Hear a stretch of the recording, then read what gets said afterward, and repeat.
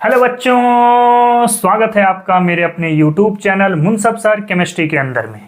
तो बच्चों, आपको पता है कि झारखंड एकेडमिक काउंसिल के अंदर में क्लास 11th की एग्जामिनेशन 27 फरवरी 2024 से स्टार्ट होने वाली है। एडमिट कार्ड भी बच्चों आप तक पहुंच चुका होगा और आई होप आपकी एग्जाम की तैयारी काफ़ी अच्छी चल रही होगी। बच्चों, हम लोग केमिस्ट्री के अंदर में हर एक चैप्टर से इम्पॉर्टेंट क्वेश्चन बनाने का एक सीरीज भी चालू कर रखा है, जिसमें हमने 2 वीडियो ऑलरेडी लेक्चर के आधार पे लोड कर चुके हैं और एक मॉडल सेट पेपर का भी क्वेश्चन आपको प्रोवाइड कर दिया गया है। बच्चों, हम लोग उसी सीरीज के अंदर में एक नया चैप्टर यानी मोल कॉन्सेप्ट से कुछ इंपॉर्टेंट क्वेश्चन को डिस्कस करने जा रहे हैं। तो चलिए हम लोग स्टार्ट करते हैं आज के इस इंपॉर्टेंट क्वेश्चन की सीरीज का वीडियो को। तो चलिए शुरुआत करते हैं। तो आज का जो हमारे पास सबसे पहला क्वेश्चन है कि symbol of prefix Zepto used in the SI system is. तो आपको पता है कि एसआई यूनिट में आमतौर पे हम लोग पहले वाले वर्ड को यूज करते हैं। जो पहला वाला वर्ड है वो आपका कौन सा है? जेड। तो यानी जेप्टो का जो सिंबल होता है वो कौन सा होता है? जेड होता है। यानी ऑप्शन नंबर बी आपका करेक्ट ऑप्शन हो जाएगा। क्लियर? चलिए, तो नेक्स्ट क्वेश्चन को अगर हम लोग यहाँ पे डिस्कस कर लें, अगला क्वेश्चन क्या कह रहा है?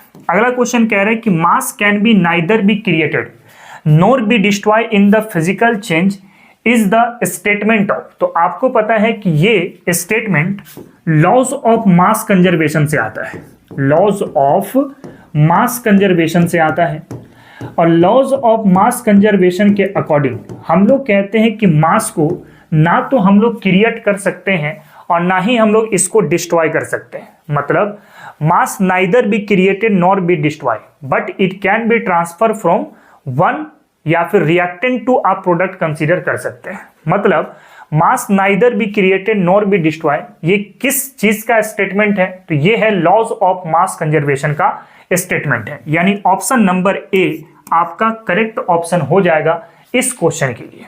आई थिंक आपको बात समझ में आ गई होगी। तो चलिए नेक्स्ट क्वेश्चन की तरफ अगर हम लोग बढ़ चले, अगला क्वेश्चन क्या कह रहा है बाबू? कह रहे कि a given compound always contains exactly the same proportion of element by weight is the statement of. इसका कहने का मतलब ये है कि अगर हमारे पास कोई मॉलिक्यूल्स है या फिर कोई कंपाउंड है तो उसका जो एटम्स है उसका वेट, चाहे आप कहीं से भी लेकर के आए उस कंपाउंड को या मॉलिक्यूल को, उसका वेट का रेशियो हमेशा बराबर होगा। मतलब आप इसको ऐसा कह सकते हैं कि जैसे अगर हम लोग H2O की बात करते हैं तो H2O के अंदर में हमारे पास 2 एटम हाइड्रोजन का है बाबू और 1 एटम ऑक्सीजन का है। 2 हाइड्रोजन है, इसका मतलब इसका वजन कितना हो जाएगा? 2 ग्राम। और ऑक्सीजन का वजन कितना होता है? तो 16 ग्राम होता है। अगर मैं इसका वेट का रेशियो निकालूं तो क्या मिलेगा? 1:8 होगा। अब कहता है कि आप दुनिया के किसी भी कोने से इस पानी को लेकर के आएंगे ना, इनफैक्ट अगर मैं बोलूं कि आप इसको जापान से लेकर के आए, आप चाहे इसको अमेरिका से लेकर के आए, आप चाहे आप इसको स्विट्जरलैंड से लेकर के आए, चाहे अगर हम लोग गंगा जल की बात करें, चाहे हम लोग जमुना जल की बात करें, चाहे हम जमजम वाटर की बात करें, चाहे हम लोग कोई और दूसरे वाटर की बात करें, आप जहां से जिस कोने से आप पानी को लेकर के आओगे, अगर आप उस पानी जो मॉलिक्यूल्स है उसके एक एक एटम का वेट का रेशियो अगर आप निकालोगे ना तो हमेशा 1:8 ही मिलेगा आपको, है ना। मतलब ये मेथड ऑफ प्रिपरेशन के ऊपर डिपेंड नहीं करता है। तो ये जो स्टेटमेंट होता है बाबू, ये स्टेटमेंट क्या कहता है? ये स्टेटमेंट देने वाला जो है वो है लॉज ऑफ डेफिनिट प्रोपोर्शन। जिस लॉ के अकॉर्डिंग हम कहते हैं आप किसी भी कंपाउंड को कहीं से भी लेकर के आए, उस कंपाउंड के अंदर में जितने भी एटम्स हैं उन एटम का एटॉमिक रेशियो हमेशा कांस्टेंट होगा, यानी स्थिरांक होगा। यानी कि इस क्वेश्चन के अकॉर्डिंग हमारा option number B correct option हो जाएगा। आई थिंक आपको बात समझ में आई होगी। चलिए अगले क्वेश्चन की तरफ अगर यहीं पे बढ़े हम लोग, अगला क्वेश्चन क्या कह रहा है देखो जरा। कह रहा है कि 1 AMU इज इक्वल टू, पहली बात तो ये है जो AMU है, AMU का मतलब है बाबू एटॉमिक मास यूनिट। क्या मतलब होता है? एटॉमिक मास यूनिट होता है। एटॉमिक मास यूनिट, इसको अलीगढ़ मुस्लिम यूनिवर्सिटी समझने की गलती मत कीजिएगा। ये है क्या? Atomic mass unit. और एटॉमिक मास यूनिट बेसिकली इसका वजन 1 प्रोटॉन मास के बराबर होता है। किसके बराबर होता है? 1 प्रोटॉन मास के बराबर होता है। यानी 1 प्रोटॉन मास का अगर वैल्यूज की बात करें तो 1.67 इंटू 10⁻⁻27 kg लेके चल सकते हैं।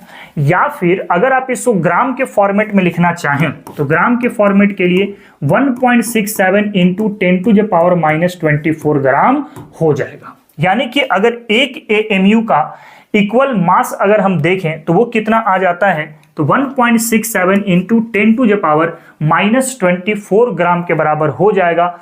यानी कि आप उसको 1 प्रोटॉन मास के बराबर कंसीडर कर सकते हैं।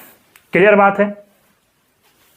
चलिए अगला क्वेश्चन अगर देखते हैं हम लोग, क्वेश्चन नंबर 5 क्या कह रहा है? एवोगाद्रोज नंबर इज इक्वल टू, तो आपको पता है कि एवोगाद्रोज नंबर यानी 1 मोल के बराबर वैल्यू कितना होता है, तो 6.023 इंटू 10⁻23 एंटाइटीज होते हैं। क्या होते हैं? एंटाइटीज। एंटाइटीज के अंदर में क्या क्या कंसीडर करेंगे बाबू? बोलो बोलो बोलो। तो हम लोग कंसीडर करते हैं इसके अंदर एटम, या फिर आप परमाणु की बात कर लें, या फिर आप यहाँ पे मॉलिक्यूल्स कंसीडर कर सकते हैं, या फिर आप यहाँ पे आयंस कंसीडर कर सकते हैं, या फिर आप चाहे तो आप इसको पार्टिकल कंसीडर कर सकते हैं। ठीक ना? तो 1 मोल के बराबर जितनी भी वैल्यूज होती है ना, इस वैल्यू को देने वाले साइंटिस्ट थे एवोगाद्रोज, और उसी के आधार पे इसको बोलते हैं हम लोग एवोगाद्रो नंबर। और एवोगाद्रो नंबर को बेसिकली डिनोट किया जाता है Na के साथ। किसके साथ?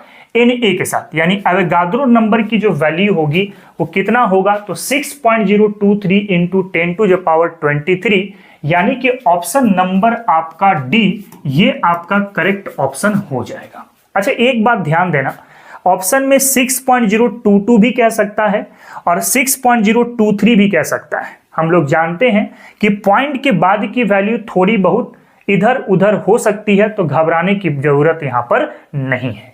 ठीक, चलिए तो अगले क्वेश्चन की तरफ बढ़ते हैं हम लोग। क्वेश्चन नंबर 6 क्या कह रहा है? The molecular mass of sulphur dioxide is, sulphur dioxide का आणविक द्रव्यमान कितना होगा या मॉलिक्यूलर मास कितना होगा, हमें यह पता करना है। चलिए देखते हैं। तो हमारे पास है सल्फर डाइऑक्साइड। आप सबसे पहले एक काम कर लो, इसके अंदर एटम्स कितने हैं, तो टोटल 3 एटम है। कितने एटम हैं? 3 एटम है। एक एटम है सर सल्फर का, एक है ऑक्सीजन, एक और है ऑक्सीजन। ठीक है, तो सल्फर का अगर आप इसका एटॉमिक मास देखें तो सल्फर का जो एटॉमिक मास होता है वो कितना होता है? 32 ग्राम। ऑक्सीजन में कितना होगा? तो 16 ग्राम होगा। एक और ऑक्सीजन है तो सर इसका भी कितना होगा? 16 ग्राम होगा। और आपको पता है कि अगर किसी मॉलिक्यूल का मॉलिक्यूलर मास निकालना है तो सारे एटॉमिक मास को जोड़ना पड़ेगा। क्या करना पड़ेगा? जोड़ना पड़ेगा। यानी 32 + 16 + 16 कितना आ जाएगा? 64 ग्राम आ जाएगा। बट ये जो आप ग्राम में लिख रहे हैं ना, तो इसके लिए हम टर्म यूज करते हैं GMM। GMM कहने का मतलब gram molecular mass, gram molecular mass. लेकिन अगर आप इसको एक्चुअली फॉर्म में लिखने की कोशिश करें, मॉलिक्यूलर मास की यूनिट के फॉर्म में लिखने की कोशिश करें, तो इसको बोलते हैं 64 AMU। AMU बोले तो एटॉमिक मास यूनिट। और आज के जमाने में 64 AMU यानी जो AMU है ना, इसको सिंपल U लिख दिया जाता है, और U का मतलब होता है यूनिफाइड यूनिट। यानी कि सल्फर डाइऑक्साइड का जो मॉलिक्यूलर मास होगा, आप चाहे तो 64 ग्राम बोले, लेकिन ग्राम मॉलिक्यूलर मास के फॉर्म में बोलना पड़ेगा, या फिर 64 AMU बोले, या फिर 64 U भी आप कंसीडर कर सकते हैं। यानी कि ऑप्शन नंबर बी आपका क्वेश्चन नंबर 6 का करेक्ट आंसर होगा। क्लियर? तो नेक्स्ट क्वेश्चन है हमारे पास क्वेश्चन नंबर 7। क्या कह रहा है? The molecular mass of glucose molecule is, glucose molecule का मॉलिक्यूलर मास कितना होगा या फिर इसकी आणविक द्रव्यमान कितनी होगी, है ना? तो अभी आपने जस्ट लास्ट वाले क्वेश्चन में देखा कि सर सल्फर डाइऑक्साइड का जिस तरीके से आप मॉलिक्यूलर मास निकाले थे ना, अगर उसी तरीके से हम लोग इसका भी चाहें तो मॉलिक्यूलर मास निकाल सकते हैं। चलिए चेक करते हैं। तो इस ग्लूकोज का मॉलिक्यूलर फॉर्मूला C6H12O6 होता है। इसी फ्रुक्टोज का भी यही होता है है ना, वो आगे मैं बताऊंगा आपको। तो ग्लूकोज का फॉर्मूला ये हो गया। टोटल कितने एटम है बेटा, देखो तो टोटल 3 एटम है, कार्बन, हाइड्रोजन, ऑक्सीजन, ठीक है। तो कार्बन टोटल कितना 6, हाइड्रोजन कितना 12, ऑक्सीजन कितना 6, ठीक है। कार्बन का अगर मैं मास की बात करता हूं तो 12U हो जाएगा, 6 से मल्टीप्लाई कर लेते हैं इसको क्योंकि 6 कार्बन की बात हो रही है। हाइड्रोजन की बात करें तो सर 1U होता है, हाँ 12 हाइड्रोजन है तो 12U हो जाएगा। ऑक्सीजन की बात करते हैं तो 16U होता है, टोटल 6 है तो आप इसको मल्टीप्लाई कर लीजिए। अब सबको अगर ऐड करके देखेंगे तो हमें ग्लूकोज का मॉलिक्यूलर मास का पता लग जाएगा, यानी इसको सॉल्व करेंगे आएगा 180U। अगर 180U ना हो ना तो हो सकता है 180 AMU लिख दे और हो सकता है कि 180 ग्राम लिख दे, लेकिन एक बात ध्यान देना, अगर ग्राम के फॉर्म में है तो क्या बोलेंगे, ग्राम मॉलिक्यूलर मास, यानी कि GMM। यानी इस क्वेश्चन का जो करेक्ट ऑप्शन होगा वो ऑप्शन नंबर सी आपका करेक्ट आंसर हो जाएगा। क्लियर। चलिए अगला क्वेश्चन अगर हम लोग देख लेते हैं बेटा, अगला क्वेश्चन क्या कह रहा है, देखो क्वेश्चन कह रहा है the empirical formula of acetic acid.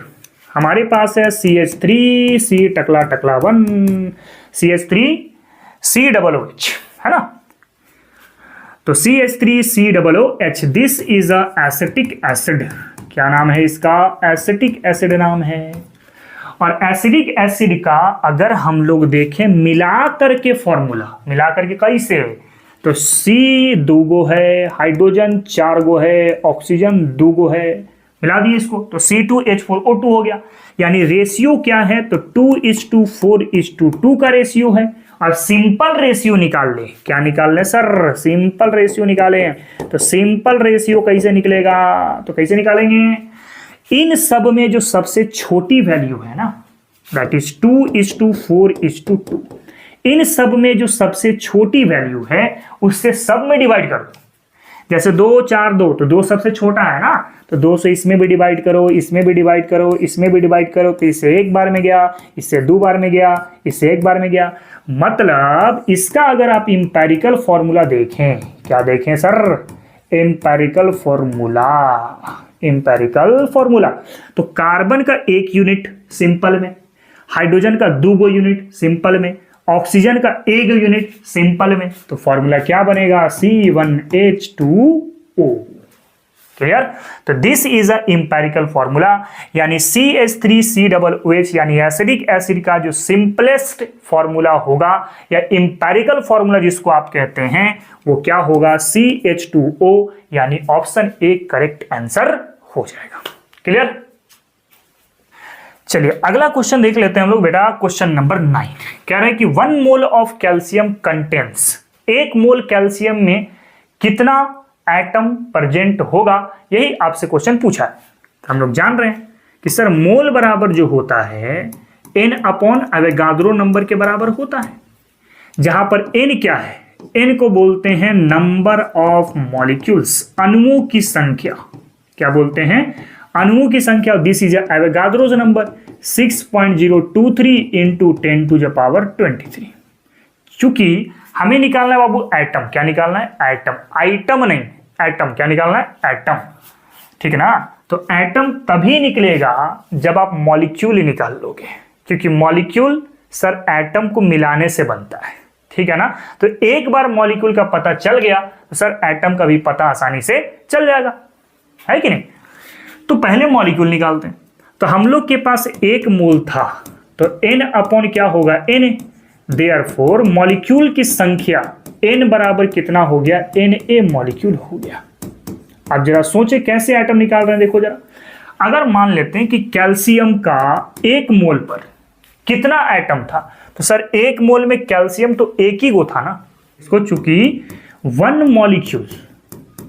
1 molecule of calcium is equal to 1 atom. कितना एटम है बेटा, 1 एटम है। तो 1 मॉलिक्यूल में 1 एटम, तो N मॉलिक्यूल में कितना एटम, तो सर N एटम हो जाएगा, बिल्कुल सही जवाब। तो N मॉलिक्यूल में कितना एटम, तो सर N एटम हो जाएगा। और n किसके बराबर है? तो n सर अवोगाद्रो नंबर के बराबर है, और अवोगाद्रो नंबर कितना? तो 6.023 इंटू 10⁻23 एटम। यानी कि ऑप्शन नंबर कौन सा होगा? तो ऑप्शन नंबर होगा सी आपका करेक्ट आंसर होगा। एक बात ध्यान देना, 6.023 बोलो या 6.022 बोलो, बात लगभग क्या है? बराबर है। किसी किसी बुक में 6.022 कहता है और किसी किसी बुक में 6.023 कहता है, तो बिल्कुल घबराने की आवश्यकता नहीं है। क्लियर? चलिए अगला क्वेश्चन अगर हम लोग देख लेते हैं यहीं पर। अगला क्वेश्चन क्या कह रहा है, देखो जरा। कह रहा है कि 1 mole of carbon dioxide contents, 1 mole carbon dioxide में कितने मॉलिक्यूल्स होते हैं, ये पता करना है। एटम नहीं पूछ रहा है, क्या पूछ रहा है? मॉलिक्यूल पूछ रहा है। तो मॉलिक्यूल निकालने के लिए फॉर्मूला क्या होता है? N/Na होता है ना। जहां पर N क्या है sir? This is a number of molecule, number of molecules, अणुओं की संख्या। और Na क्या है? तो सर अवोगाद्रो नंबर जानते हैं कितना होता है? 6.023 इंटू 10⁻23 जानते हैं। सिंपल, पटको यहां पे फटाफट। तो मोल कितना रख देंगे? 1। n निकालना था, अवोगाद्रो नंबर 6.023 इंटू 10⁻23, तो n बराबर कितना हुआ? तो 6.023 इंटू 10⁻23 मॉलिक्यूल्स। क्लियर? यानी कि आपका कौन सा ऑप्शन करेक्ट हो रहा है जरा चेक करना। तो 6.022 इंटू 10⁻23 मॉलिक्यूल्स। फिर से मैं आपको रिपीट कर देता हूं, 6.022 भी करेक्ट है और 6.023 भी करेक्ट है, ठीक है ना, क्योंकि पॉइंट के बाद की वैल्यू थोड़ा बहुत कंसिडरेबल होती है ना। यानी ऑप्शन नंबर बी आपका करेक्ट ऑप्शन हो जाएगा क्वेश्चन नंबर 10 के रिगार्डिंग, ठीक है। चलिए नेक्स्ट क्वेश्चन है हमारे पास, क्वेश्चन नंबर 11। क्या कह रहा है कि the weight of hydrogen and oxygen in water molecule is in the ratio, ठीक है ना। हमारे पास फॉर्मूला क्या होता है? तो सर H2O होता है। हमें वेट का रेशियो चाहिए ना, किसका रेशियो चाहिए? वेट का रेशियो चाहिए। तो सबसे पहले देखो तो हाइड्रोजन का 2 एटम है और ऑक्सीजन का 1 एटम है, ठीक ना। अब देखो हाइड्रोजन का वजन कितना? तो सर 1 ग्राम। ऑक्सीजन का वजन कितना? तो सर 16 ग्राम, यानी कि 2:16 आएगा। और सिंपल रेशियो निकाले, तो सिंपल रेशियो निकालने का तरीका मैंने अभी बताया है कि इन दोनों में जो सबसे छोटी वैल्यू है उसको दोनों में डिवाइड कर दो, है ना। यानी 2:2 क्या था? 16। सबसे छोटा कौन? 2 छोटा है, तो सर इसमें भी डिवाइड करो और इसमें भी डिवाइड करो। तो 2 से 2 एक बार में, 2 से 16 8 बार में, यानी रेशियो क्या मिला? 1:8। आपका करेक्ट ऑप्शन बी हो जाएगा क्वेश्चन नंबर 11 के लिए। क्लियर? चलिए तो नेक्स्ट स्टार्ट करते हैं क्वेश्चन नंबर 12। क्वेश्चन नंबर 12 क्या कह रहा है देखें जरा। The number of molecules in 1.8 gram water is, 1.8 ग्राम अगर पानी होता है तो उस पानी में नंबर ऑफ मॉलिक्यूल्स कितना होगा, ये आपको पता करना है। सिंपल है। तो n बराबर जानते हैं बाबू, नंबर ऑफ मॉलिक्यूल का फॉर्मूला n/Na, इसको मान लीजिए इक्वेशन नंबर 1। और 1 मोल बराबर फॉर्मूला जानते हैं वेट अपॉन मॉलिक्यूलर मास, इसको मान लीजिए इक्वेशन नंबर 2, ठीक है ना।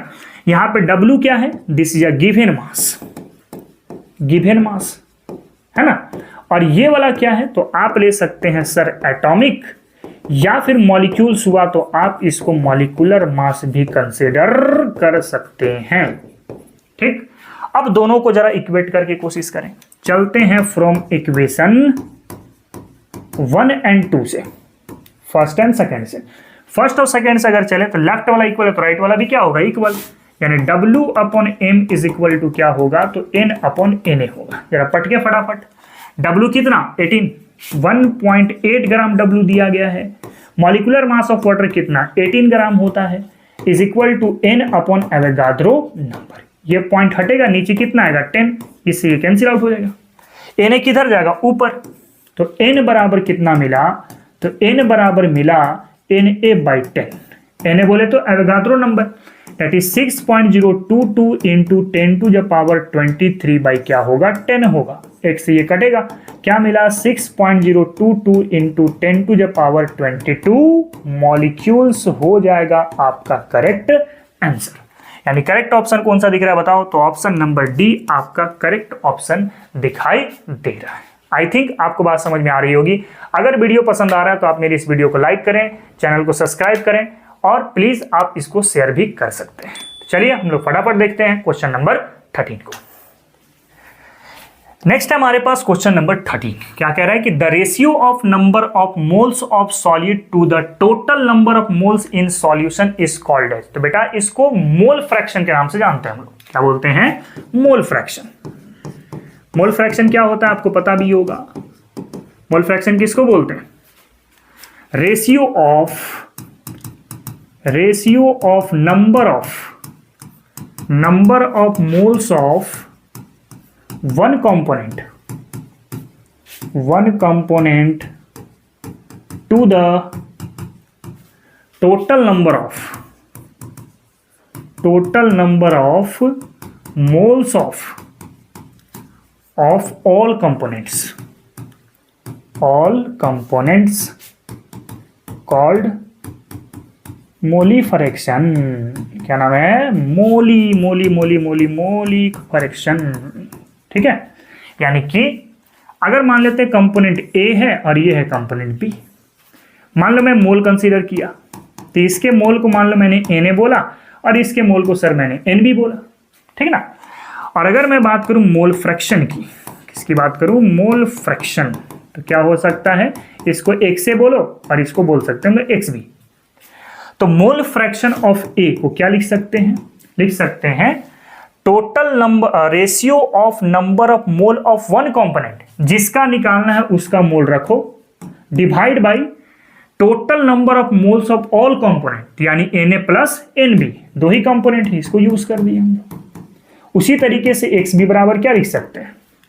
Ratio of number of mole of one component that is Nb बटा to the total number of mole of all component, यानी Na प्लस Nb। Na भी होगा और Nb भी होगा। तो मोल फ्रैक्शन क्या होता है बाबू? तो मोल फ्रैक्शन को सिंपल कहते हैं number of mole of one component का ratio by total number of moles of all component. यानी कि ऑप्शन नंबर सी इस क्वेश्चन के लिए आपका करेक्ट ऑप्शन हो जाएगा। क्लियर? तो चलिए नेक्स्ट क्वेश्चन देख लेते हैं। क्वेश्चन नंबर 14 क्या कह रहा है?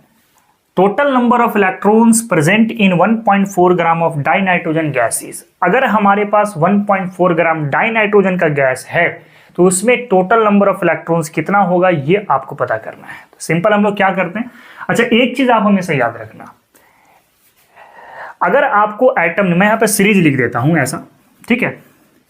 देखो सबसे पहले आपको मॉलिक्यूल्स फाइंड आउट करना होगा। जब तक आप मॉलिक्यूल्स फाइंड आउट नहीं करोगे ना तब तक आप एटम नहीं निकाल सकते, तब तक आप number of electrons find out नहीं कर सकते, तब तक आप number of protons find out नहीं कर सकते, है ना। फिर आप एटॉमिसिटी भी नहीं निकाल सकते। तो जब भी अगर इन सब जैसा सवाल पूछ देता है क्वेश्चन के अकॉर्डिंग, तो आपको सबसे पहले नंबर ऑफ मॉलिक्यूल्स को फाइंड आउट करना है, ठीक है ना। और मॉलिक्यूल्स निकालने का जो तरीका मैंने आपको बताया है, सबसे पहले n बराबर जानते हैं W/m। एक तो ये फॉर्मूला होता है जब वेट के फॉर्म में मोल निकालना होगा, और फिर एक फॉर्मूला होता है n/Na, ठीक है ना। ये मॉलिक्यूल्स को यूज करने के लिए करते हैं। सेकंड वाला ये फर्स्ट मानते हैं और ये मानते हैं हम लोग सेकंड को, है ना।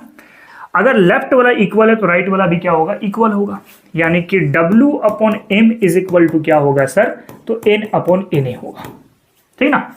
अब W कितना है? तो 1.4। डाई नाइट्रोजन है ना, N2, तो 14 दूनी की कितना? 28 हो जाएगा, क्योंकि एक नाइट्रोजन का वजन 14 ग्राम और दूसरे का भी वजन 14 ग्राम। तो 14 कितना हो गया? 28 इज इक्वल टू n/ क्या लिख सकते हैं? Na लिख सकते हैं। पॉइंट हटेगा, कितना जाएगा? 10। इससे 2 टाइम में चले जाएंगे। तो आपके पास यहां पर जो n की वैल्यू निकलेगी वो क्या होगा? दैट इज Na/20 होगा।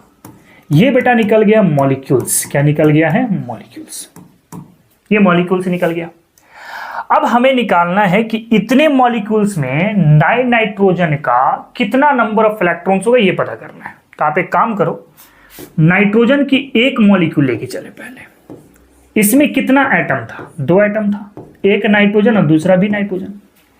एक नाइट्रोजन के पास 7 इलेक्ट्रॉन थे और दूसरे के पास भी कितना था? 7 इलेक्ट्रॉन। यानी कि अगर नंबर ऑफ इलेक्ट्रॉन्स को देखें यहां पे, तो यहां पे 7 इलेक्ट्रॉन हुआ और यहां भी कितना 7, तो यानी 7 7 14 इलेक्ट्रॉन हो गया। ठीक है ना। तो अगर मैं यहां पे यूनिटी मेथड यूज करूं कि one molecule of N2 is equal to कितना इलेक्ट्रॉन्स बाबू 14 इलेक्ट्रॉन्स। एक मॉलिक्यूल में 14 इलेक्ट्रॉन आ गया, तो टोटल कितने मॉलिक्यूल हैं, तो मॉलिक्यूल्स है हमारे पास n, बोले तो Na/20। इतने मॉलिक्यूल में कितने इलेक्ट्रॉन हो जाएंगे, तो 14 इंटू Na डिवाइड बाई क्या हो जाएगा 20 हो जाएगा।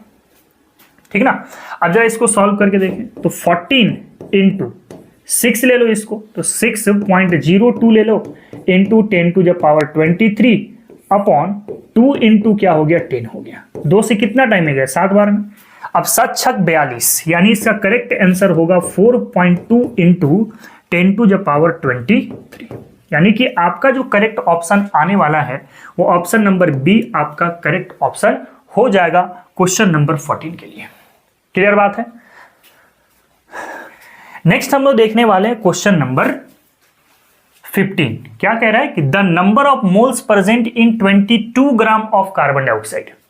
हमारे पास वेट गिवन है बाबू कितना 22 ग्राम, और हम लोग जानते हैं कि molecular mass of carbon dioxide ये कितना हो जाएगा, तो कार्बन का वजन हो गया आपके पास 12 ग्राम, 2 ऑक्सीजन का हो गया आपके पास 32 ग्राम। 32 और 12 कितना हो गया, तो सर 44 ग्राम हो गया, है कि नहीं। और मोल बराबर फॉर्मूला जानते हैं, गिवन वेट अपॉन क्या होता है molecular mass, given weight upon molecular mass. तो गिवन वेट कितना है 22 और मॉलिक्यूलर मास कितना 44। कितना बार में जाएगा 2 टाइम में। सॉल्व करेंगे आएगा कितना 0.5 मोल। यानी कि क्वेश्चन नंबर 15 का जो करेक्ट ऑप्शन है वो ऑप्शन नंबर बी आपका करेक्ट ऑप्शन है। क्लियर। नेक्स्ट है हमारे पास क्वेश्चन नंबर 16। क्या कह रहा है देखो जरा, क्वेश्चन नंबर 16 कह रहा है the amount of carbon dioxide that can be produced when 1 mole of carbon is burn in 16 gram of dioxygen. देखो क्वेश्चन के अकॉर्डिंग कार्बन को ऑक्सीजन के साथ जलाया जा रहा है, तो कार्बन जब ऑक्सीजन से रिएक्ट करेगा तो क्या बनेगा कार्बन डाइऑक्साइड। पहले रिएक्शन को बैलेंस कर लेंगे या फिर इसको संतुलित कर लेंगे। कार्बन एक कार्बन है, कार्बन बैलेंस है, ऑक्सीजन 2 ऑक्सीजन 2 ऑक्सीजन भी क्या है बैलेंस है। मतलब अगर आप बैलेंस करने के लिए स्टिचियोमेट्रिक को देखें तो यहां पे कितना यूज किया 1, तो आप इसको 1 मोल कह लें। यहां भी कितना यूज किया 1, तो आप इसको भी 1 मोल कह लें। फिर यहां पे भी कितना यूज किया 1, तो आप इसको 1 मोल कह लें। ये बैलेंस करने के लिए आपने यूज किया था। गिवन क्या क्या था हमारे पास, जो गिवन था ना बाबू, गिवन था हमारे पास कार्बन का 1 मोल, तो कार्बन हो गया हमारे पास सर 1 मोल। ऑक्सीजन कितना है 16 ग्राम, तो 16 ग्राम का मोल निकाल लो आप। इसका W हो गया 16 ग्राम।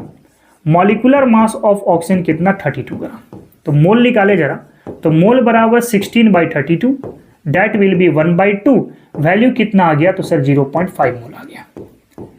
अब सबसे पहले आपको फाइंड आउट करना होगा लिमिटिंग रिएजेंट। क्या फाइंड आउट करना होगा, लिमिटिंग रिएजेंट। तो LR फाइंड आउट करने के लिए मैं X निकाल लेता हूं। X क्या है यहां पर, X है given mole, this is a given mole by stoichiometric, given mole by स्टिचियोमेट्रिक।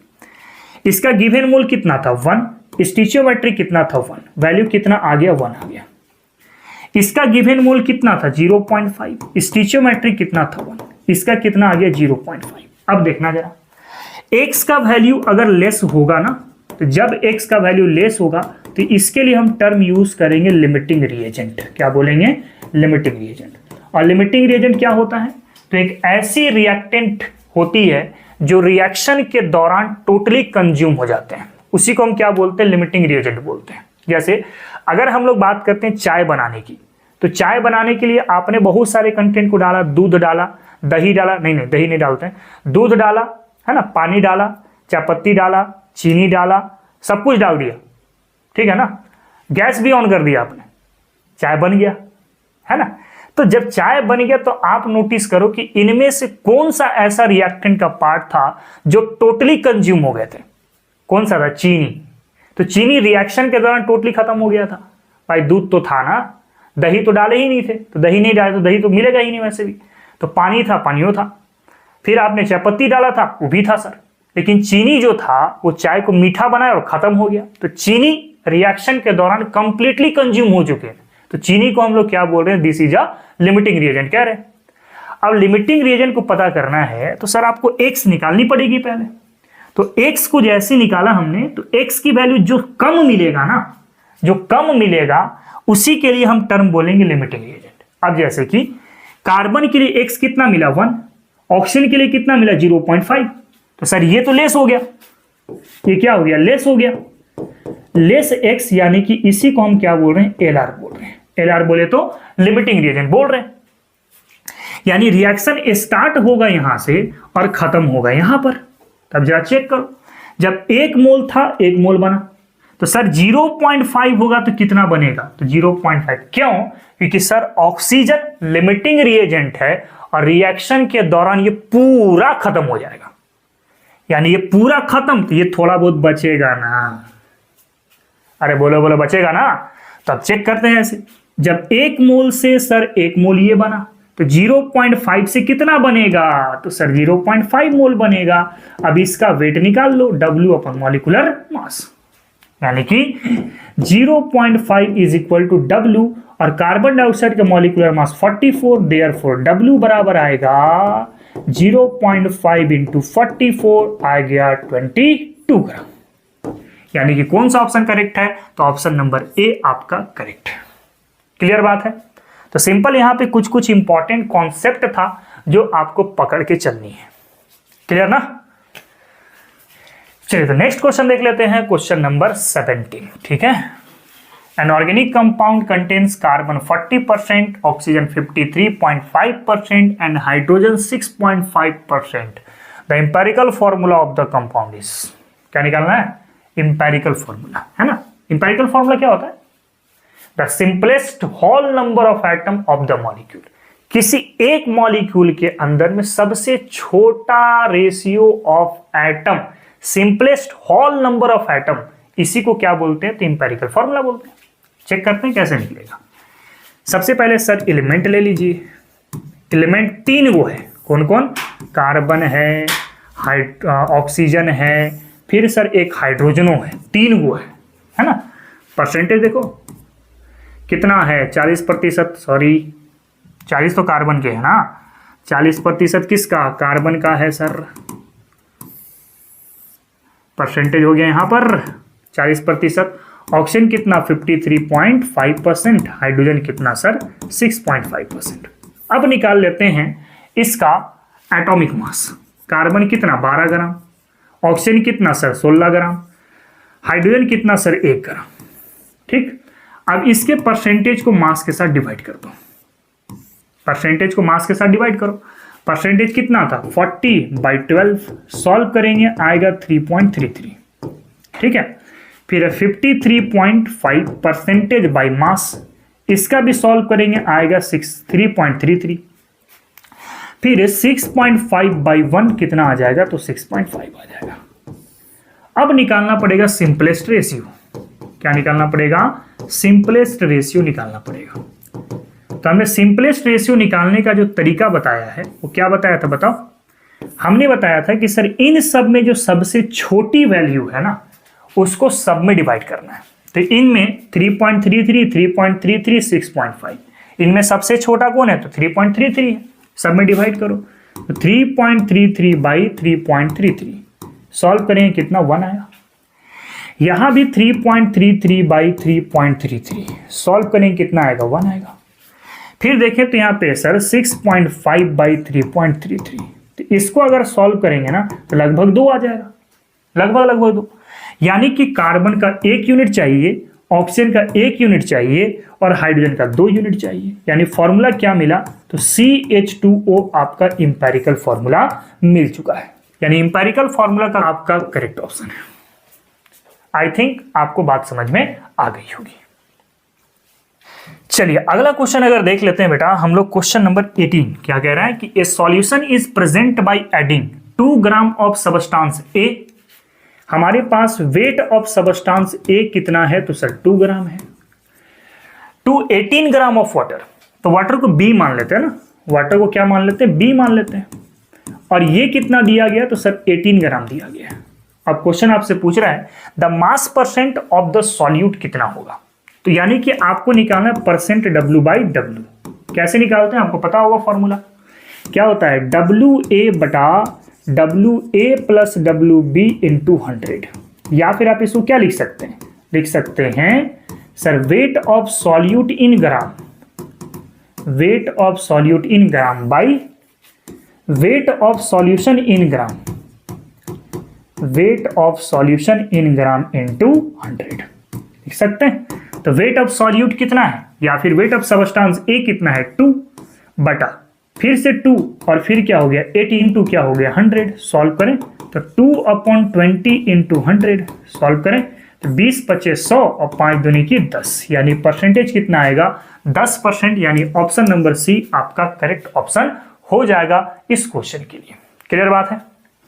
चलिए अगला क्वेश्चन देख लेते हैं हम लोग। क्वेश्चन नंबर 19 क्या कह रहा है कि what would be the molarity of sodium hydroxide in the solution prepared by dissolving its 4 gram in enough water to form 250 ml of the solution. Question क्या कह रहा है कि अगर हमारे पास सोडियम हाइड्रोक्साइड कितना वजन लिया जाए 4 ग्राम लिया जाए, तो अगर मैं बात करूं वेट ऑफ सोडियम हाइड्रोक्साइड कितना है बाबू, तो 4 ग्राम लेना है। और मॉलिक्यूलर मास आणविक द्रव्यमान सोडियम हाइड्रोक्साइड का कितना होगा, तो सर सोडियम का हो गया 23 ग्राम, ऑक्सीजन का हो गया 16 ग्राम, हाइड्रोजन का हो गया सर 1 ग्राम। जब सॉल्व करेंगे तो कितना आ जाएगा, तो यहां से 24 और 16 कितना, तो 40 ग्राम आ जाएगा। ठीक। और वॉल्यूम ऑफ सॉल्यूशन कितना दिया गया 250 ml दिया गया है। तो सॉल्यूशन का वॉल्यूम ml के फॉर्म में गिवन है कितना बेटा, तो 250 ml गिवन है। मोलारिटी का फॉर्मूला जानते हैं WA बटा molecular mass of A into 1000 by क्या होगा, तो VmL होगा। सारे वैल्यू जरा पुट करें यहां पे, तो मोलारिटी बराबर WA कितना 4/40, मॉलिक्यूलर मास कितना हो गया, तो 40 हो गया, इंटू 1000 और वॉल्यूम कितना गिवन है, तो 250 गिवन है। इससे कितना टाइम में जाएगा 4 टाइम में, इससे कितना टाइम में 10 टाइम में, इसको हटाओगे तो पॉइंट आ जाएगा, यानी 0.4 मोलर आपका करेक्ट आंसर होना चाहिए। यानी ऑप्शन नंबर सी आपका करेक्ट ऑप्शन होगा क्वेश्चन नंबर 19 के लिए। क्लियर। चलिए तो क्वेश्चन नंबर 20 हम लोग देख लेते हैं क्या कह रहा है। 60 ग्राम of an organic compound and analysis is found to have carbon equal to 24 gram, hydrogen equal to 4 gram and oxygen equal to 32 gram. हमारे पास 3 एलिमेंट है और तीनों का वजन दिया गया है। साथ में जिस कंपाउंड का एनालाइज कर रहे हैं हम लोग उसका जो मॉलिक्यूलर मास है वो 60 ग्राम है। अब आपसे क्वेश्चन पूछा, बताइए इंपेरिकल फॉर्मूला कितना होगा। तो आप एक काम करें, वही प्रोसेस यूज करें। आप हमारे पास एलिमेंट है, कितने एलिमेंट है 3, एक तो है कार्बन, फिर एक है हाइड्रोजन और फिर एक है आपके पास ऑक्सीजन। इस बार हमारे पास वेट गिवन है बाबू, क्या गिवन है वेट। तो वेट देखो यहाँ पे कितना है 24 ग्राम, यहाँ पर कितना है 4 ग्राम और यहाँ पर कितना है 32 ग्राम। सबका मॉलिक्यूलर मास या फिर एटॉमिक मास निकाल लीजिए। कार्बन का एटॉमिक मास 12 ग्राम, हाइड्रोजन कितना 1 ग्राम, ऑक्सीजन का कितना हो गया, तो सर 32 ग्राम। ऑक्सीजन एक ही यूनिट है ना, तो एक ही यूनिट मान के अगर चलते हैं तो ऑक्सीजन कितना हो जाएगा, तो 16 ग्राम हो जाएगा। अब आप निकाल लो वेट को मास के साथ डिवाइड करो। वेट को किसके साथ, मास के साथ। क्योंकि परसेंटेज नहीं दिया है, नहीं तो परसेंटेज को मॉलिक्यूलर मास या एटॉमिक मास से डिवाइड करते, तो वेट दिया तो वेट के अकॉर्डिंग सोच लेते हैं। तो 24 बाई कितना 12, वैल्यू कितना आएगा 2, 4 बाई 1 वैल्यू कितना आएगा 4 एंड 32 बाई 16 वैल्यू कितना आ जाएगा 2 आ जाएगा। अब निकालो सिंपलेस्ट रेशियो। क्या निकाल लेते हैं, सिंपलेस्ट रेशियो निकाल लेते हैं। तो आपको पता है सिंपलेस्ट रेशियो कैसे निकालते हैं, इनमें जो सबसे छोटी वैल्यू आई है उसको सारे में डिवाइड कर दो। जैसे 2 को 2 से डिवाइड करते हैं, 4 को 2 के साथ डिवाइड करते हैं, फिर 2 को 2 के साथ डिवाइड करते हैं। क्यों, क्योंकि सर इन सब वैल्यू में से सबसे छोटी वैल्यू कौन सी थी, तो सर 2 थी, तो हमने सब में डिवाइड कर दिया। तो कितना मिला 1, ये मिला 2 और ये मिला 1, मतलब कार्बन का 1 यूनिट चाहिए, कार्बन का 1 यूनिट, हाइड्रोजन का 2 यूनिट और ऑक्सीजन का कितना यूनिट, तो 1 यूनिट। मतलब फॉर्मूला जो मिला हमारे पास इंपेरिकल वाला वो CH2O आपका करेक्ट इंपेरिकल फॉर्मूला होगा। यानी ऑप्शन नंबर डी आपका करेक्ट ऑप्शन है इस क्वेश्चन के लिए। अच्छा, यहां पर भी ऑप्शन सेम है और यहां पर भी ऑप्शन सेम है, दो दो ऑप्शन है ना आपके पास, और दोनों एक ही ऑप्शन दे दिया है, तो आप डी लगाइए या ए लगाइए, बात बराबर है। क्लियर? चलिए अगला क्वेश्चन देख लेते हैं हम लोग फटाफट। क्वेश्चन कह रहा है 11 gram of gas occupy 5.6 litre of volume at STP. आपको पता है एसटीपी कहने का मतलब standard temperature pressure, standard temperature and pressure. ठीक है, इसमें आप चाहें तो प्रेशर कितना ले सकते हैं, 1 atm ले सकते हैं या फिर 1 बार भी ले सकते हैं। नॉर्मल टेम्परेचर प्रेशर भी अगर केस हो ना तो हम लोग लेके चल सकते हैं। टेम्परेचर कितना होगा तो 273 केल्विन ले लीजिए आप। मोल कितना लेके चलेंगे, मोल 1 मान के चलते हैं यहां पर। ठीक है, साथ में वॉल्यूम जो होता है हमारे पास वो कितना होता है तो सर 22.4 लीटर होते हैं। तो एसटीपी के लिए भी और एनटीपी के लिए भी जो है ना लगभग आपका काम करता है। ठीक है, थोड़ा बहुत वेरिएशंस होते हैं वो हम लोग लेक्चर के दौरान देख लेंगे, लेकिन न्यूमेरिकल्स के लिए हम लोग लगभग सेम मान के चलेंगे ताकि समय का थोड़ा सा बचत हो जाए आपका। और एसटीपी के लिए मोल निकालने का तरीका है n बराबर v अपॉन 22.4। ये आप एसटीपी के लिए ही सिर्फ अप्लाई करेंगे। किसके लिए बाबू? सिर्फ एसटीपी के लिए अप्लाई करेंगे, बाकी के लिए अप्लाई नहीं करेंगे। तो मोल कितना लेके चलना है, मोल नहीं दिया गया ना, तो एक तो ये मान लो इक्वेशन नंबर 1, और एक जानते हैं मोल बराबर वेट अपॉन मॉलिक्यूलर मास, इसको मान लो इक्वेशन नंबर 2। अब लेफ्ट वाला इक्वल है तो राइट वाला भी क्या होगा, इक्वल होगा। हम लोग चलते हैं फ्रॉम इक्वेशन 1 and 2 से, 1 and 2, तो लेफ्ट वाला इक्वल तो राइट वाला भी इक्वल, यानी W upon M is equal to क्या होगा, V अपॉन 22.4 होगा। अब जरा पुट करके देखें, W कितना दिया गया है 11 ग्राम अपॉन मॉलिक्यूलर मास नहीं पता है, निकालना है हमें। वॉल्यूम कितना है आपके पास 5.6 अपॉन क्या होगा 22.4 होगा। तो इससे कितना टाइम में जाएगा बताओ, ये 4 टाइम में जाएगा। क्रॉस मल्टीप्लाई करेंगे तो m बराबर कितना मिलेगा 44 ग्राम मिलेगा। अब एक्चुअली जो हमें चेक करना है कि इन चारों ऑप्शन में से किस गैस का मॉलिक्यूलर मास 44 ग्राम है। जिसका 44 ग्राम होगा ना वही आपका गैस कंसीडर होगा। तो नाइट्रिक ऑक्साइड इसका आप निकाल सकते हैं कितना, 14 ग्राम प्लस 16 ग्राम कितना आ जाएगा, 30 ग्राम के आसपास में आएगा। फिर कार्बन और ऑक्सीजन का देखें तो 12 प्लस 16 कितना आ जाएगा, 28 ग्राम आ जाएगा। उसी तरीके से अगर मैं N2O4 की बात करूं तो 14 दूनी की 28 और 16 चौका 64, सॉल्व करके देख लेना जो आएगा। फिर कार्बन डाइऑक्साइड का चेक करो तो कार्बन हो गया 12 ग्राम और 2 ऑक्सीजन है तो 32 ग्राम हो गया। जब इसको सॉल्व करेंगे तो आएगा 44 ग्राम। मतलब 11 gram of gas occupy 5.6 litre of volume at STP. ये कंडीशन कौन सी गैस के लिए वैलिड होगा तो कार्बन डाइऑक्साइड के लिए वैलिड होगा, क्योंकि इसका मॉलिक्यूलर मास कैलकुलेट करने से कितना आ रहा है 44 ग्राम, और 44 ग्राम कौन से ऑप्शन पर है, कार्बन डाइऑक्साइड वाला ऑप्शन पर है। यानी ऑप्शन नंबर डी आपका करेक्ट ऑप्शन हो जाएगा। चलिए अगला क्वेश्चन अगर देख लेते हैं हम लोग, क्वेश्चन नंबर 22 क्या कह रहा है, what is the atomicity on this compound. आपको पता है इसको हम क्या बोलते हैं, सुक्रोज कहते हैं। क्या बोलते हैं, सुक्रोज बोलते हैं, या फिर आप इसको शुगर या फिर चीनी के नाम से भी जानते हैं। और एटॉमिसिटी क्या होता है बाबू, total number of atoms, total number of atoms of the molecule. किसी एक मॉलिक्यूल्स पर टोटल नंबर ऑफ एटम्स कितना होगा। तो सिंपल हमारे पास मॉलिक्यूल है C12H22O11, एटम काउंट करें 12, 22 प्लस 11, सॉल्व करके देखो कितना एटम आ जाएगा। तो 2, 2, 4 और 1 5 हो गया, 1, 2, 3 और 1 4, यानी 45 एटम्स इस मॉलिक्यूल पे प्रेजेंट है। मतलब इसका एटॉमिसिटी भी कितना होगा तो 45 होगा। यानी करेक्ट ऑप्शन कौन सा है, ऑप्शन नंबर ए आपका करेक्ट ऑप्शन है। नेक्स्ट क्वेश्चन अगर देख लेते हैं, क्वेश्चन नंबर 23 क्या कह रहा है, the amount of carbon dioxide that could be produced when 1 mole of carbon is burn in air. अगर हम लोग कार्बन को पहले जलाते हैं ऑक्सीजन के साथ तो क्या बनता है, कार्बन डाइऑक्साइड। पहले रिएक्शन को संतुलित कर लीजिए, बैलेंस कर लीजिए। तो एक कार्बन है, एक कार्बन है, कार्बन तो बैलेंस है। ऑक्सीजन 2 है, ऑक्सीजन 2 है, ऑक्सीजन भी क्या है, बैलेंस है। तो सबसे पहले स्टिचियोमेट्रिक देखो, इसको बैलेंस करने के लिए 1 यूज किए तो 1 मोल ले लिए यहाँ पे। इसको बैलेंस करने के लिए भी आपने 1 मोल यूज किया और इसको भी बैलेंस करने के लिए आपने 1 मोल यूज किया।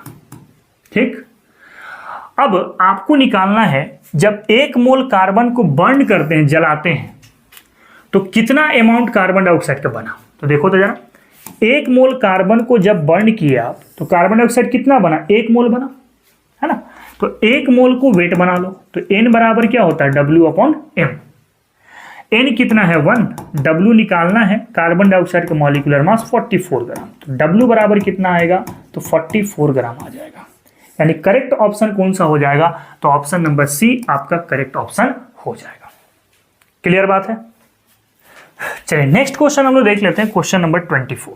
क्या कह रहा है कि which has the maximum number of atoms, इन चारों में से किसके पास एटम की संख्या सबसे ज्यादा है। तो मैंने पहले भी बताया कि जब एटम निकालना होगा तो पहले मॉलिक्यूल्स को फाइंड आउट करनी पड़ेगी। तो सबको पहले मॉलिक्यूल में निकाल लेते हैं। इसका मॉलिक्यूल 24 ग्राम दिया गया है, तो क्या ले सकते हैं, W/m is equal to N/Na। Molecules निकालने के लिए फॉर्मूला यूज कर सकते हैं। 24 कार्बन का मॉलिक्यूलर मास या atomic mass 12 is equal to N/Na। 12 से कितना बार में, 2 बार में, यानी n बराबर कितना हो गया, तो 2Na हो गया। ये मिला हमारे पास नंबर ऑफ मॉलिक्यूल्स। क्या मिला, नंबर ऑफ मॉलिक्यूल्स। यहां पे अगर चले तो फिर से वही formula, W/m is equal to N/ क्या हो जाएगा, Na हो जाएगा। W कितना है, 56 ग्राम। इसका मॉलिक्यूलर मास भी दिया है या atomic mass 56 is equal to N/Na। Cut गया कितना टाइम है, 1 टाइम में, तो n बराबर कितना आया, तो Na आया। ये मॉलिक्यूल्स निकाल रहे हैं बाबू, क्या निकाल रहे हैं, मॉलिक्यूल्स। एटम मॉलिक्यूल के बाद निकलता है। तो W/m is equal to N/ क्या हो गया, Na हो गया। वेट कितना गया, तो 27। एटॉमिक मास भी कितना है, 27। N/ क्या मिला, Na। कट कुट करेंगे तो 1 आएगा, तो n बराबर फिर से कितना मिल जाएगा, तो Na मिल जाएगा। मतलब अभी हम लोग मॉलिक्यूल्स ही निकाल रहे हैं, एटम इसके बाद निकालेंगे।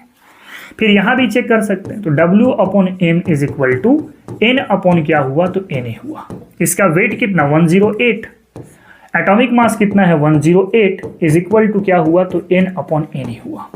कट गया 1 टाइम में, तो n बराबर कितना मिला, Na मिला। अब जरा चेक करना, मॉलिक्यूल्स निकाल लिया, अब एटम निकालेंगे कैसे। कार्बन के एक मॉलिक्यूल में कितना एटम था, एक ही एटम था, तो 1 से मल्टीप्लाई कर दो, तो नंबर ऑफ एटम जो मिला वो कितना मिला आपको, 2Na मिला। फिर देखो यहाँ पे एक मॉलिक्यूल आयरन में कितना एटम था, एक ही एटम था, तो 1 से मल्टीप्लाई करो, जितना एटम है उसी से मल्टीप्लाई कर दो मॉलिक्यूल्स के अंदर में, है ना। तो n बराबर कितना हो गया, तो Na एटम हो गया। ठीक, फिर इस वाले केस में देखो, एक मॉलिक्यूल एल्युमिनियम पर कितना एटम था, तो सर एक ही एटम था, तो इसको भी 1 से मल्टीप्लाई करो, तो टोटल नंबर ऑफ एटम यहां भी Na एटम हुआ। फिर इस वाले केस में देखें तो इसमें भी एक मॉलिक्यूल ऑफ सिल्वर, इसमें कितना एटम था, एक, तो 1 से मल्टीप्लाई करो, तो इसमें भी एटम कितना मिलेगा, Na एटम मिलेगा। तो अब क्वेश्चन क्या पूछ रहा है आपसे कि इन चारों ऑप्शन में से सबसे ज्यादा एटम किसके पास है, मैक्सिमम नंबर ऑफ एटम्स। तो मैक्सिमम नंबर ऑफ एटम्स कहां पर है, ऑप्शन नंबर ए पर, यानी कि 24 ग्राम ऑफ कार्बन, इसके पास एटम की संख्या सबसे ज्यादा है। क्लियर बात है। नेक्स्ट हम लोग देख लेते हैं क्वेश्चन नंबर 25। क्या कह रहा है, calculate the number of molecules and number of atoms present in 1 gram of nitrogen. हमारे पास 1 ग्राम नाइट्रोजन का दिया गया है और इसमें हमें number of molecules find out करनी है और number of atoms find out करनी है। सबसे पहले काम कर लेते हैं, नंबर ऑफ मॉलिक्यूल्स को फाइंड आउट करते हैं। अच्छा, मैं आपको बार बार शुरू से रिपीट करते जा रहा हूं एक ही बात को कि नंबर ऑफ मॉलिक्यूल्स के बाद ही आप नंबर ऑफ एटम्स को निकाल सकते हैं, ठीक ना। तो पहले मॉलिक्यूल्स फाइंड आउट करें। फॉर्मूला क्या है, W/m is equal to N/Na। यही फॉर्मूला होता है। वेट कितना गिवन है आपके पास, तो 1 ग्राम दिया गया है। नाइट्रोजन का मॉलिक्यूलर मास कितना होता है, 28 ग्राम हो गया, is equal to N/Na। Therefore n बराबर क्या मिला, तो Na/28 मिला। ये हमें क्या मिल चुका है बेटा, तो ये मिल चुका है नंबर ऑफ मॉलिक्यूल्स। क्या मिल चुका है, नंबर ऑफ मॉलिक्यूल्स। अब नंबर ऑफ एटम्स निकालते हैं। नंबर ऑफ एटम्स कैसे निकालते हैं, एटम जरा चेक करें। तो मॉलिक्यूल्स पहले एक मॉलिक्यूल्स में, कितने मॉलिक्यूल में, एक मॉलिक्यूल में नाइट्रोजन का कितना एटम है, देखो तो एक मॉलिक्यूल में नाइट्रोजन का 2 एटम है, तो इतने मॉलिक्यूल में नाइट्रोजन कितना होगा, तो इन दोनों को मल्टीप्लाई कर देते हैं। तो नंबर ऑफ एटम निकालने के लिए n बराबर Na/28 था, इतने मॉलिक्यूल थे ना, तो एक मॉलिक्यूल में 2 एटम था, तो इतने मॉलिक्यूल में कितने एटम होंगे, तो 2 से मल्टीप्लाई करो, वैल्यू कितना आया, तो Na/14 एटम आ गया।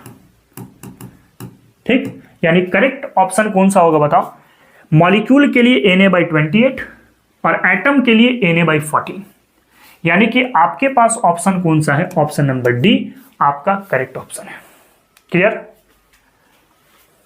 चलिए अगला क्वेश्चन अगर देख लेते हैं हम लोग। अगला क्वेश्चन क्या कह रहा है, देखो तो क्वेश्चन कह रहा है calculate number of electron in 18 ml of the water. 18 ml पानी अगर है तो उसमें नंबर ऑफ इलेक्ट्रॉन्स कितना होगा। पहले एक बात याद रखना, बच्चे पहली फुर्सत में यहां पे एसटीपी का कंडीशन लगाते हैं, कौन सा, मोल बराबर V/22.4। जैसे बच्चे ये वाला लगाएंगे ये वाला गलत हो जाएगा। क्यों, ये क्वेश्चन में कहीं पर भी एसटीपी का टर्म यूज नहीं किया है। अगर एसटीपी यूज नहीं किया है तो आप कभी भी एसटीपी को यूज नहीं करेंगे। ठीक है, तो हम लोग चलेंगे, बनेगा कैसे भाई, तो हम लोग चलते हैं डेंसिटी से। डेंसिटी बराबर क्या होता है, वाटर का 1 ग्राम पर ml। ये वाटर की डेंसिटी होती है, आपको पता है, जब यहीं से सोच करके देखें 1 ग्राम में कितना ml मिलेगा, 1 ml। तो आप लेके चलें कि सर 1 ml पानी पर कितना वेट मिलेगा, तो 1 ग्राम मिलेगा, तभी तो 1 ग्राम पर ml बना डेंसिटी। 1 ml में कितना, 1 ग्राम, तो 1 ml में 1 ग्राम, तो 18 ml में कितना ग्राम, तो 18 ml पानी में कितना हो जाएगा, तो 18 ग्राम आ जाएगा। यानी वेट ऑफ पानी ये कितना मिला, 18 ग्राम, और मॉलिक्यूलर मास ऑफ पानी ये भी कितना होता है, तो 18 ग्राम होता है। और आपको मैं पहले बता दिया हूं कि इलेक्ट्रॉन निकालने के लिए सबसे पहले नंबर ऑफ मॉलिक्यूल्स को फाइंड आउट करना होता है। तो पहले मॉलिक्यूल्स को निकालेंगे, तो मॉलिक्यूल्स निकालने का फॉर्मूला क्या है, तो W/m is equal to N upon क्या हो गया, तो Na हो गया। ठीक है ना, W कितना 18, मॉलिक्यूलर मास भी कितना 18, इज इक्वल टू क्या हुआ, तो N/Na हुआ। ये कटकुट करें तो N बराबर कितना मिलेगा, Na मिलेगा। ये अभी मिला है बेटा मॉलिक्यूल्स, क्या मिला है, मॉलिक्यूल्स। अब मॉलिक्यूल्स फाइंड आउट कर लिए। अब एक मॉलिक्यूल पानी पे कितने इलेक्ट्रॉन से पहले ये पता कर लो, तो एक मॉलिक्यूल में कितना इलेक्ट्रॉन ये अगर पता चल जाए तो इतने मॉलिक्यूल में कितना इलेक्ट्रॉन होगा ये भी पता हमें चल जाएगा। तो पहले निकालते हैं पानी के अंदर कितना इलेक्ट्रॉन्स था। इसके अंदर 2 हाइड्रोजन की एटम है और 1 ऑक्सीजन का एटम है। इलेक्ट्रॉन्स देखो, हाइड्रोजन पर कितने इलेक्ट्रॉन, 1 इलेक्ट्रॉन होता है, और ऑक्सीजन पर कितना, 8 इलेक्ट्रॉन, वही तो उसका एटॉमिक नंबर होता है ना, क्योंकि न्यूट्रल है तो इलेक्ट्रॉन प्रोटॉन की संख्या बराबर होगी। तो 2 और 8 कितना हो गया, 10 इलेक्ट्रॉन हो गया। तो हम कह सकते हैं कि सर जब एक मॉलिक्यूल पानी था, 1 मॉलिक्यूल ऑफ पानी, इसमें कितने इलेक्ट्रॉन थे, तो 10 इलेक्ट्रॉन था।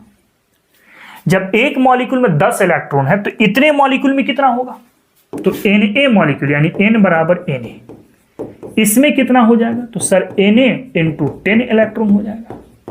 अब Na कितना होता है, तो 6.022 इंटू 10⁻23 इंटू 10, सॉल्व करेंगे तो आएगा 6.022 इंटू 10⁻24 इलेक्ट्रॉन्स।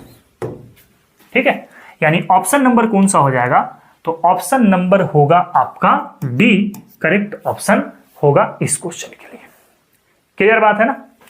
आई थिंक आपको बात समझ में आ रही होगी मैं किस तरीके से क्वेश्चन को सॉल्व कर रहा हूं। देखो ये बहुत सिंपल सा मेथड है, आप मोल कॉन्सेप्ट के न्यूमेरिकल को सॉल्व आसानी से कर सकते हैं। ठीक है ना। चलिए तो हम लोग नेक्स्ट क्वेश्चन की तरफ बढ़ेंगे आगे। पहले इसको कॉपी करो फिर बात करते हैं आगे। नेक्स्ट क्वेश्चन है हमारे पास क्वेश्चन नंबर 27। क्या कह रहा है, calculate the number of atom present in 1 drop of water having mass 1.8 ग्राम। एक बात जरा समझना, पानी एक ड्रॉप भी यूज करेंगे ना तब भी उसका मॉलिक्यूलर मास कितना होगा, 18 ग्राम होगा। क्योंकि भाई मॉलिक्यूलर मास निकालने के लिए एटॉमिक मास की सम करनी है ना, तो एक बूंद पानी लेंगे तब भी फॉर्मूला H2O ही आएगा, मॉलिक्यूलर मास 18 ग्राम, और 1 ड्राम पानी लेंगे तब भी फॉर्मूला H2O ही आएगा। मतलब उसका भी मास 18 ग्राम ही होगा। तो एक ड्रॉप की बात कर रहे हैं हम लोग यहाँ पे। तो वेट कितना है, वेट क्वेश्चन में है 1.8 ग्राम जो क्वेश्चन में गिवन होता है। और मॉलिक्यूलर मास ऑफ वाटर, चाहे आप एक ड्रॉप यूज करें या एक ड्राम यूज करें, उसका मॉलिक्यूलर मास हर हाल में 18 ग्राम आएगा। 2 ग्राम हाइड्रोजन का और 16 ग्राम ऑक्सीजन का। तो कितना आ जाएगा यहां पे 18 ग्राम। क्यों? क्योंकि सर इसका तो 2 ग्राम हो गया और ऑक्सीजन का हो गया 16 ग्राम। ऐड करके देखेंगे तो 18 ग्राम आएगा। फिर वो चाहे एक ड्रॉप की बात हो या एक ड्राम की बात हो, है ना, उसका मॉलिक्यूलर मास हमेशा क्या होगा, 18 ग्राम होगा। क्या निकालना है, नंबर ऑफ एटम्स निकालना है। तो एटम्स निकालने के लिए पहले आपको मॉलिक्यूल्स फाइंड आउट करना पड़ेगा। चाहे एटम निकालना हो, चाहे इलेक्ट्रॉन निकालना हो, चाहे प्रोटॉन निकालना हो, है ना, चाहे एटॉमिसिटी निकालना हो, इन सब को निकालने के लिए जो है ना, सबसे पहले आपको मॉलिक्यूल्स फाइंड आउट करनी है। मॉलिक्यूल्स नहीं निकलेगा आप इन सबको नहीं निकाल सकते, है ना। तो सबसे पहले हम लोग निकालेंगे नंबर ऑफ मॉलिक्यूल्स। क्या निकालेंगे बेटा, नंबर ऑफ मॉलिक्यूल्स को निकालेंगे। नंबर ऑफ मॉलिक्यूल्स कैसे निकलेगा, तो फॉर्मूला जानते हैं, W/M इज इक्वल टू क्या होता है, तो N/Na होता है। N/Na। WA कितना है, तो 1.8। मॉलिक्यूलर मास ऑफ ए मैं बोल रहा हूं पानी के रिस्पेक्ट में ना, तो W हो गया 1.8। M कितना हो गया 18 इज इक्वल टू N/ क्या हो गया, Na हो गया। कटकुट करेंगे तो कितना आएगा, 10 आ जाएगा यहां पे। यानी N बराबर क्या मिलेगा, तो सर Na/10 मिलेगा। एक बात ध्यान देना, हम लोग क्या निकाले हैं यहां पे, तो सर नंबर ऑफ मॉलिक्यूल्स निकाले हैं। अब क्या करना है, तो अब हमें निकालना है number of atoms. Number of atoms कैसे निकलेगा देखिए जरा। तो पहले क्या करो कि एक मॉलिक्यूल में कितना एटम है, तो पानी का एक मॉलिक्यूल में टोटल कितना एटम है, तो 2 एटम हाइड्रोजन और 1 एटम ऑक्सीजन, मतलब 3 एटम हो गया। कितने एटम हो गए, 3। तो जब एक मॉलिक्यूल में 3 एटम है तो इतने मॉलिक्यूल में कितना एटम होगा, सिंपल सा फंडा है ना। तो ले सकते हैं 1 मॉलिक्यूल में, 1 molecule of water have 3 atoms. कितने एटम है, 3 एटम है। कितने मॉलिक्यूल है बेटा, तो Na/10 मॉलिक्यूल है। तो Na/10 को अगर यूज करेंगे तो कितना आ जाएगा, 3 × Na/10, यानी कि टोटल एटम्स कितना मिला, तो 3 Na/10 एटम मिला। ठीक ना, यानी करेक्ट ऑप्शन कौन सा हो जाएगा बताओ। अच्छा, 3 Na/10 को क्या लिख सकते हैं, इसको लिख सकते हैं सर 0.3 Na एटम, है ना। तो टोटल कितना एटम मिलेगा आपको एक ड्रॉप पानी में, तो एक ड्रॉप वाटर में टोटल नंबर ऑफ एटम्स मिलेंगे आपको 0.3 एवोगाड्रो नंबर। यानी ऑप्शन नंबर डी आपका करेक्ट ऑप्शन है इस क्वेश्चन के रिगार्डिंग।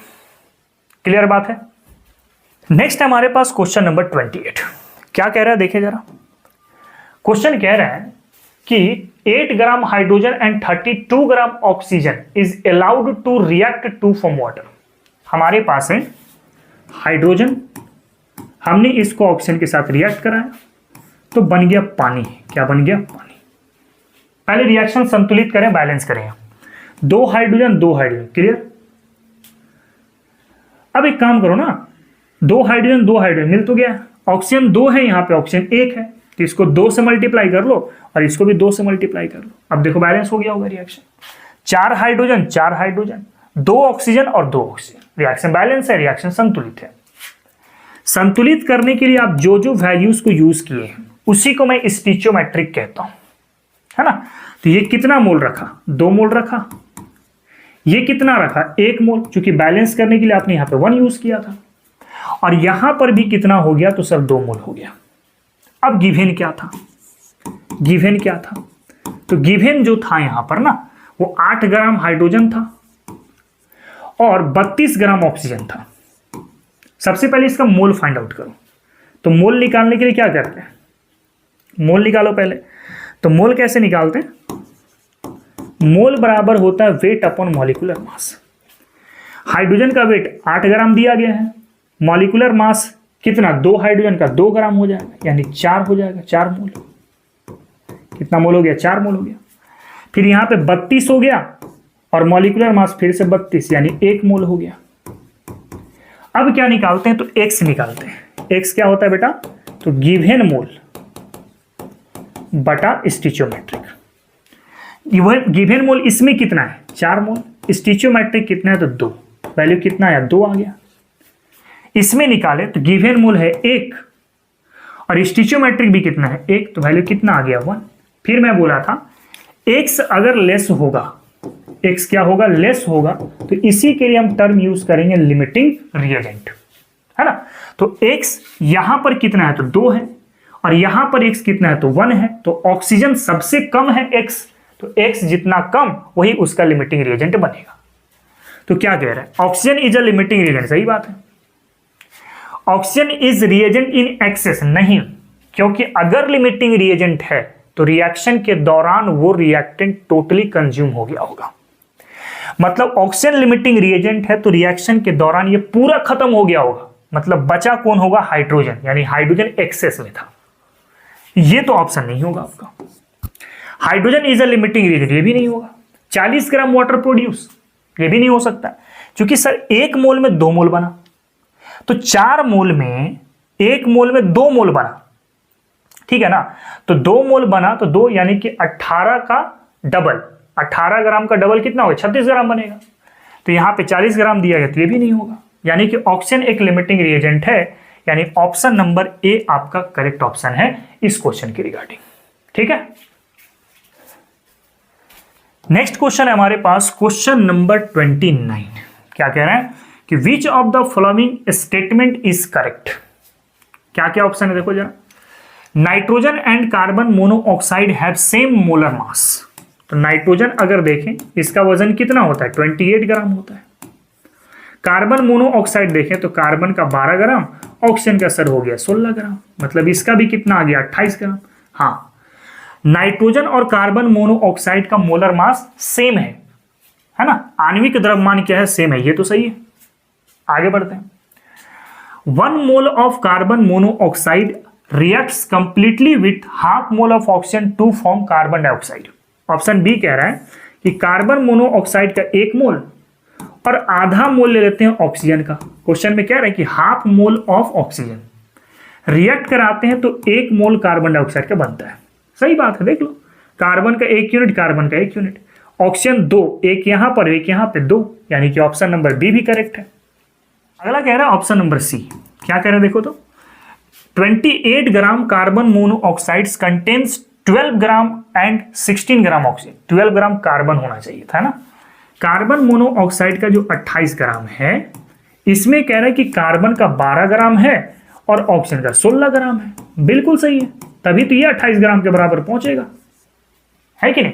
यानी तीसरा ऑप्शन भी करेक्ट है, यानी इसका ओवरऑल आंसर जो है option number D, all of these are correct. Clear. Next है हमारे पास क्वेश्चन नंबर 30। क्या कह रहा है देखो फटाक से। क्वेश्चन कह रहा है कि what is the normality of the solution where 4.9 gram H2SO4 is dissolve in 250 ml of the solution.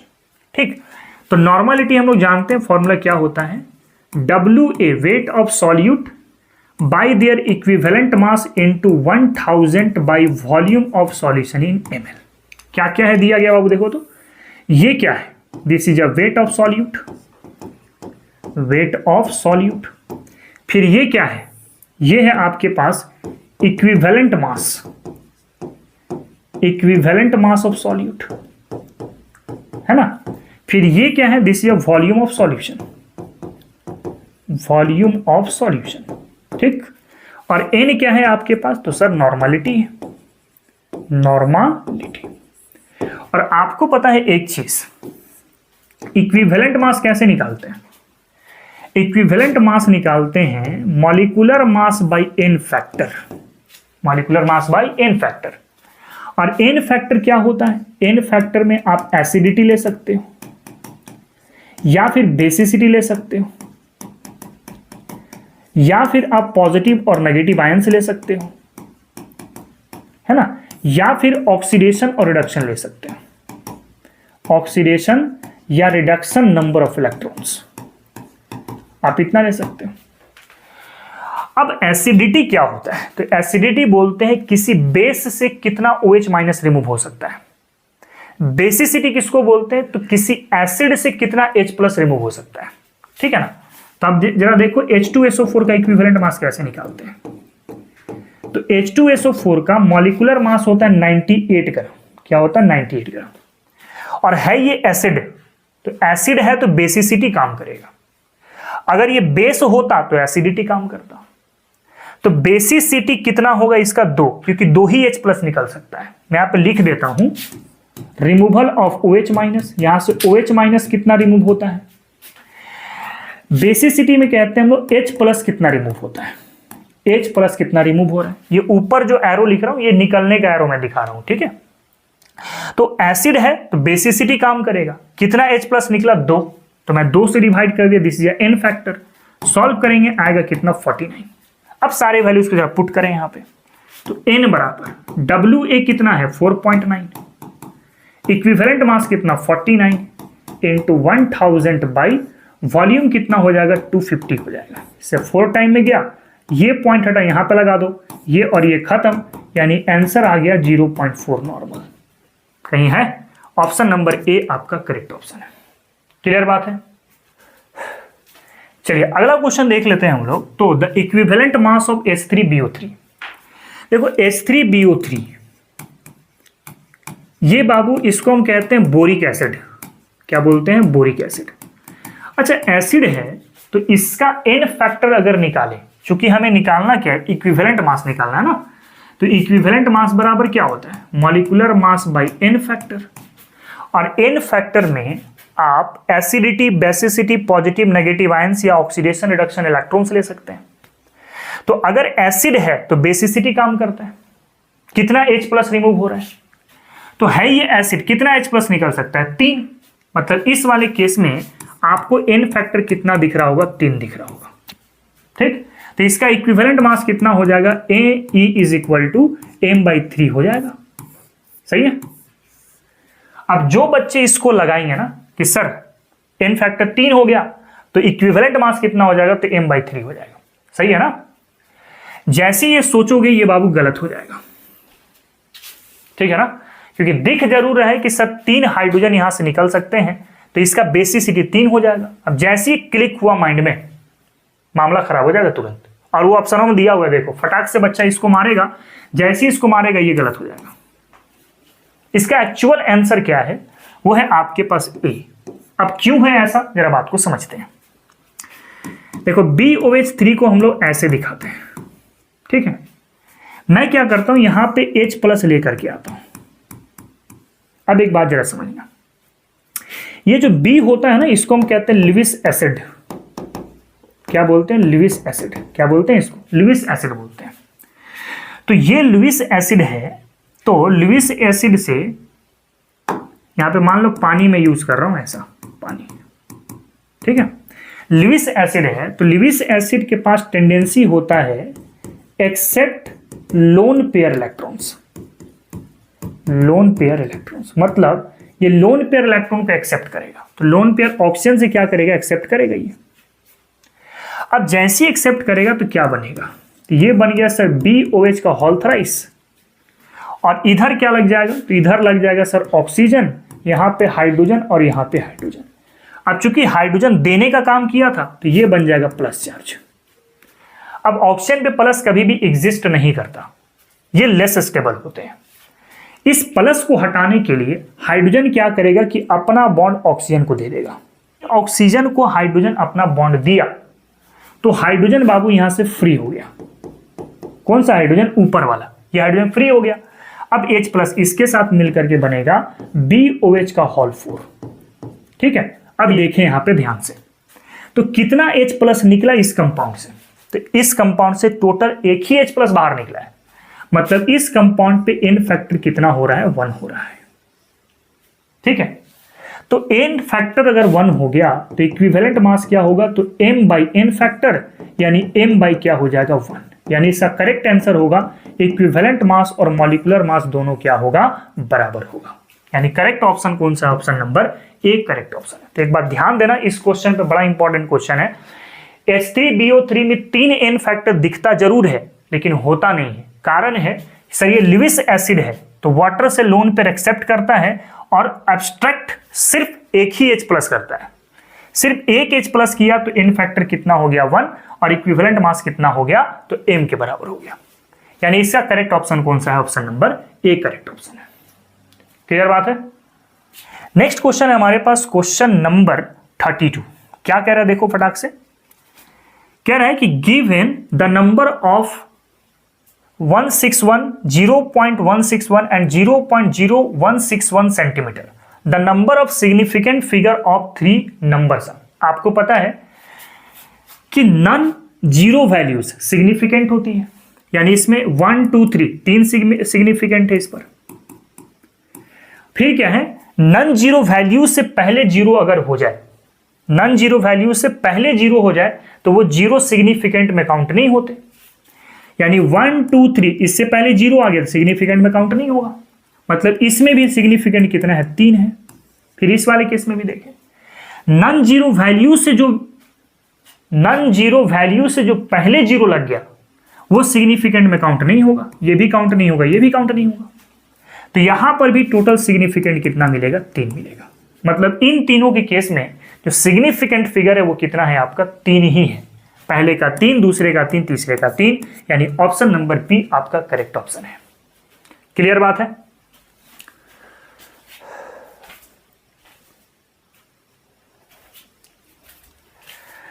Next हमारे पास क्वेश्चन नंबर 33। कह रहा है कि the concentration which is not depend on temperature. इन चारों ऑप्शन में से कौन सा ऐसा कॉन्सेंट्रेशन है जो टेम्परेचर के ऊपर डिपेंड नहीं करता है ना। तो नॉर्मलिटी बराबर क्या फॉर्मूला होता है? नॉर्मलिटी बराबर होता है weight upon equivalent mass into 1000 upon volume of solution in ml। Normality होता है। मोलारिटी क्या होता है? तो मोलारिटी बराबर होता है wait of solute by molecular mass of solute into 1000 by क्या हो गया? Volume of solution in ml। फिर परसेंटेज वॉल्यूम क्या होता है? तो परसेंटेज v बाई v को क्या लिखते हैं? सॉल्यूट का वॉल्यूम बाई सॉल्यूशन का वॉल्यूम। ठीक है, सॉल्यूट का वॉल्यूम बाई सॉल्यूशन का वॉल्यूम इनटू क्या होगा? 100। देखो ए से मैं जो यहां पे इंडिकेट कर रहा हूं ना बेटा, जो ए से मैं इंडिकेट कर रहा हूं दिस इज अ सॉल्यूट। ए जहां जहां वो सॉल्यूट है और बी जहां जहां है वो है आपके पास सॉल्वेंट। ठीक है ना। और जो ए प्लस बी है इसको मैं दिखा रहा हूं बेसिकली सॉल्यूशन। तो ये परसेंट v बाई v हो गया। और मोलालिटी जो होता है this is a weight of solute by molecular mass of solute into 1000 upon क्या होगा? Weight of solvent. A solute और बी क्या है? सॉल्वेंट। अब इनमें से कौन सा टेम्परेचर के ऊपर डिपेंड नहीं करता है, इसको चेक करने के लिए आप सबसे अच्छा है चेक कर लो कि कौन सा ऐसा कॉन्सेंट्रेशन है जो वॉल्यूम के ऊपर डिपेंड कर रहा है। जो वॉल्यूम के ऊपर डिपेंड करेगा वो टेम्परेचर के ऊपर भी डिपेंड करेगा। ठीक, तो ये वॉल्यूम के ऊपर डिपेंड कर रहा था नॉर्मलिटी, तो टेम्परेचर के वजह से ये चेंज होगा। यहां भी वॉल्यूम है तो ये भी टेम्परेचर से बदलेगा, फिर यहां भी वॉल्यूम है तो ये भी टेम्परेचर से बदलेगा। लेकिन अगर देखें तो यहां पे वॉल्यूम का टर्म यूज नहीं हो रहा है। अगर वॉल्यूम का टर्म यूज नहीं हो रहा है दैट मीन्स ये टेम्परेचर की वजह से चेंज नहीं होगा। मतलब इन चारों में से एक ऐसा कॉन्सेंट्रेशन है मोलालिटी जो वॉल्यूम के ऊपर डिपेंड नहीं कर रहा है, और जो वॉल्यूम के ऊपर डिपेंड नहीं करेगा वो टेम्परेचर के ऊपर भी डिपेंड नहीं करेगा। यानी ऑप्शन नंबर डी आपका करेक्ट ऑप्शन है जो टेम्परेचर के ऊपर डिपेंड नहीं करेगा। अगला क्वेश्चन अगर देख लेते हैं हम लोग, क्वेश्चन नंबर 34 क्या कह रहा है कि the volume occupied by 4.4 gram of carbon dioxide eight STP. बना सकते हैं इसको, चूंकि हम लोग जानते हैं एसटीपी के लिए मोल क्या होता है? v अपॉन 22.4, इसको मान लो इक्वेशन नंबर 1। और एक जानते हैं मोल बराबर क्या होता है? तो वेट अपॉन मॉलिक्यूलर मास, इसको मान लो इक्वेशन नंबर 2। अच्छा, ऊपर जो W है वो गिवन मोल है। अच्छा, जो ऊपर वाला W है ना ये गिवन वेट है, और नीचे वाला M है मॉलिक्यूलर मास या फिर एटॉमिक मास। अब लेफ्ट वाला इक्वल है तो राइट वाला भी क्या होगा? इक्वल होगा। तो क्या लिख सकते हैं? W upon M is equal to V upon 22.4। सारे वैल्यूज की जरा पुट कर दो यहाँ पे। W कितना गिवन 4.4, मॉलिक्यूलर मास कितना 44 is equal to V upon 22.4। इस पॉइंट को हटाओ, नीचे कितना आएगा 10, ये कट गया आपका। तो भी बराबर कितना होगा, तो 22.4/10। पॉइंट हटा, नीचे 0 ले आओ, इससे कट करो, पॉइंट यहां पर आ जाएगा। तो आपका करेक्ट आंसर है 2.24 लीटर। 2.24 लीटर है, option number B correct option है। क्लियर बात है। अब हम लोग आज के टॉपिक का, आज के इस वीडियो का सबसे आखिरी क्वेश्चन तक पहुंच चुके हैं, क्वेश्चन नंबर 35 की तरफ। कह रहे कि which of the following has smallest number of molecules. इन सब में किसके पास नंबर ऑफ मॉलिक्यूल सबसे कम है, ये पता करना है। तो पहला दिया गया 11.2 litre of oxygen at NTP. हम लोग निकाल सकते हैं। मॉलिक्यूल निकालने के लिए फॉर्मूला क्या है, n is equal to n/n, ये फॉर्मूला होता है। और एसटीपी के लिए वॉल्यूम निकालने वाला तो V/22.4 लीटर होता है। लेफ्ट वाला इक्वल तो राइट वाला भी इक्वल होगा, तो V/22.4 इज इक्वल टू क्या होगा, तो सर n/n ही होगा। ठीक, वॉल्यूम कितना है 11.2 by 22.4 is equal to n/n। इससे कट करेंगे 2 टाइम में जाएगा, डेट मीन्स n बराबर क्या आ गया, तो Na/2 आ गया। ये हमें मॉलिक्यूल्स मिल गया। Next option number B, 8 gram of oxygen. Weight के फॉर्म में मॉलिक्यूल कैसे निकालेंगे, तो W/m is equal to n/Na, ऐसे निकालते हैं। W कितना 8, molecular mass of oxygen 32 is equal to n/Na हो गया। 8 से कितना बार है, 4 बार में 8 चौका 32, n बराबर कितना हो गया, तो सर Na/4 हो गया। एक तो ये मॉलिक्यूल्स मिला। तीसरा वाला ऑप्शन पर है 0.1 मोल ऑफ ऑक्सीजन।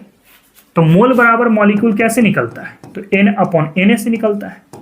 मोल कितना 0.1 इज इक्वल टू हो गया n/Na। तो n बराबर कितना हो गया सर, 0.1 Na हो गया। या फिर क्या लिख सकते हैं, तो Na/10 लिख सकते हैं। आगे अगर हम लोग देखें तो 2.24 इंटू 10⁴ ml ऑफ ऑक्सीजन, इसको भी एसटीपी पे ही लिया जाता है, अट एसटीपी पर, एसटीपी पे ही निकालना है इसको। हम लोग जानते हैं एसटीपी के लिए V/22.4 ये मोल होता है और n/Na ये मॉलिक्यूल्स होता है। अगर दोनों की इक्वेट कर लें तो राइट वाला इक्वल है तो लेफ्ट वाला क्या होगा, इक्वल होगा। मतलब n/Na इज इक्वल टू क्या लिख सकते हैं, तो V/22.4 लिख सकते हैं। एक बात ध्यान देना, यहां पे वॉल्यूम लीटर के फॉर्म में है और ये भी किस फॉर्म में, लीटर के फॉर्म में, ठीक ना। अब हम लोग मॉलिक्यूल्स को फाइंड आउट करें तो n/Na वॉल्यूम कितना क्वेश्चन में, तो 2.24 इंटू 10⁴ ml, ये ml के फॉर्म में। तो अगर ऊपर ml लेते हैं तो नीचे भी ml लेना पड़ेगा। तो 22.4 ये लीटर में है अभी। अब इसको ml बनाने के लिए 10⁻³ से मल्टीप्लाई कर दो तो ये ml बन जाएगा। बन गया। अब क्या करते हैं, इसको सॉल्व करें। ये पॉइंट हटा, नीचे 100 आया और ये पॉइंट हटा, ऊपर 10 गया। तो 2 और 3 5, 4 और 1 5, इससे ये कट गया। तो n बराबर कितना मिला, Na मिला। मतलब ऑप्शन नंबर ए पे देखें तो नंबर ऑफ मॉलिक्यूल Na/2 है, बी पे Na/4, सी पे Na/10 और डी पे कितना, सिर्फ Na है। तो अब बात पता है कि हर पर जितना छोटा वैल्यू होगा वो वैल्यू उतनी बड़ी मानी जाती है, और हर पर या फिर डिनोमिनेटर पर जितना बड़ा वैल्यू होगा वैल्यू उतनी छोटी मानी जाती है। तो सबसे बड़ा वैल्यू डिनोमिनेटर पे चेक करो तो वो सबसे छोटा वैल्यू हो जाएगा। यानी यहाँ पे 10 है, यहाँ पे 4 है, यहाँ पे 2 है, तो डिनोमिनेटर पे 10 सबसे छोटा माना जाएगा, क्योंकि डिनोमिनेटर पे जितना बड़ा वैल्यू उतना ही छोटा। यानी ऑप्शन नंबर सी आपका करेक्ट ऑप्शन हो सकता है। तो बच्चों, हम लोग आज की इस वीडियो में मोल कॉन्सेप्ट की टोटल 35 क्वेश्चन को कवर किए हैं। आई होप आपको सारे क्वेश्चन बहुत अच्छे से समझ में आ गया होगा। अगर आपको अच्छे से क्वेश्चंस सारे समझ में आ गए हैं तो आप मेरे इस चैनल को सब्सक्राइब करिए, लाइक कीजिए और वीडियो को आप शेयर भी कीजिए, है ना। और बच्चों, अगला जो लेक्चर होगा वो भी हमारा बहुत जल्द आने वाला है, और जितने भी मैंने क्वेश्चंस आपको बताए हैं ये सारे क्वेश्चन झारखंड एकेडमिक काउंसिल के एग्जाम के पैटर्न के आधार पर तैयार किया हुआ है, जो ना तो बहुत ज़्यादा टफ है और ना तो बहुत ज़्यादा आसान है, ठीक है ना। तो आई होप आपको वीडियो काफ़ी अच्छा लगा होगा, है ना। तो आज के वीडियो को हम लोग यहीं पे ख़त्म करते हैं और मिलते हैं फिर हम लोग नेक्स्ट वीडियो पर। आज के लिए इतना ही। जय हिंद, जय भारत, जय विज्ञान। Thank you.